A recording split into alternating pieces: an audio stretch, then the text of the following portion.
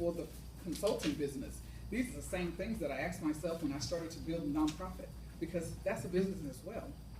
Just because most of that money goes right back in the community, it doesn't mean I still don't have to ensure that the services are something that people want, and that I know my audience and how I market the business the right way. So everything now that I do, I think about it in two ways.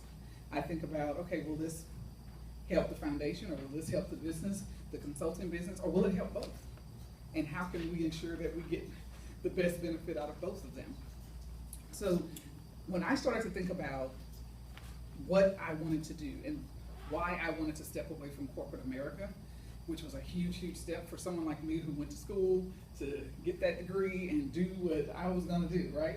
Take care of the family, I had the goals, I was following the rules.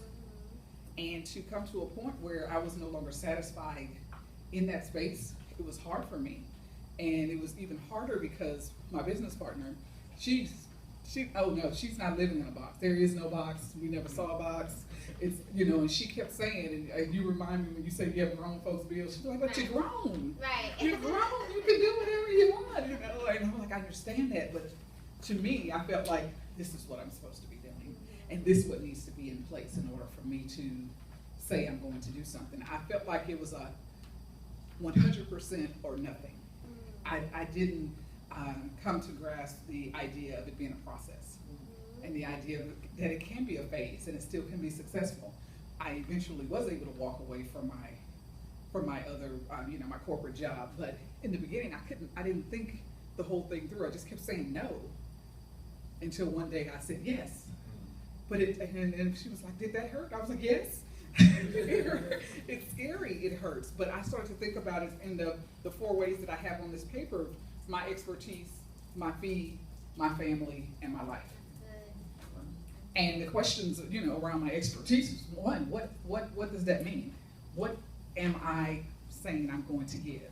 What are those things that I'm going to do? A lot of people say, I'm going to sell this or I'm going to sell that. Define what that is. Let's write it down. Let's talk it through. Define what it is for you.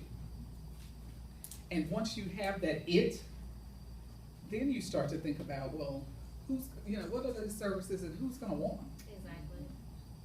And do I want them to want them? Because it's your choice. I think someone else said that this morning. It was like, it's your choice how you want to, align your business, but as long as you align it to something and stay true to it and kind of own it, or at least work at it for a little while and decide if it's going to work or it's not going to work. We were on the virtual conference earlier this week, and I mentioned how we have a little saying that we say all the time in the office: is all money ain't good money. Because when you start to talk about clients who may call you, there's a chance you don't want to work with them. They may hurt your brand more than you think.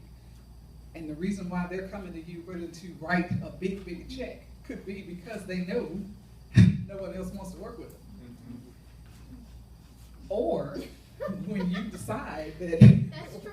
Yeah, no, it is true. It has to sink in, but it's true. Yeah, absolutely. Yeah, because sometimes, everybody said no. Difficult. Absolutely. And all of a sudden you get somebody who's, kind of desperate to get things going, and that big check can pay for a lot of things. Those client boundaries and everything. Yeah, all of that comes into play. So you just want to ask yourself, what is this expertise that I have?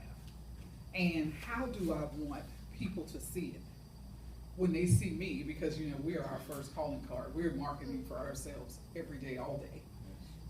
Whether it's on our personal social media page or our professional social media page. Once you put your name out there, you're true. You're it.